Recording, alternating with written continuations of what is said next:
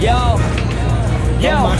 larong tirador noon sa kanto at bakuran. Kahoy na way, koma ng pangarap ang puhunan. Batang Pinoy sa araw, pawis ang puhunan. Sa simpleng tira, disiplina ang natutunan. Hindi lang trip, hindi lang laro. May aral sa bawat miss, may lesson sa bawat go.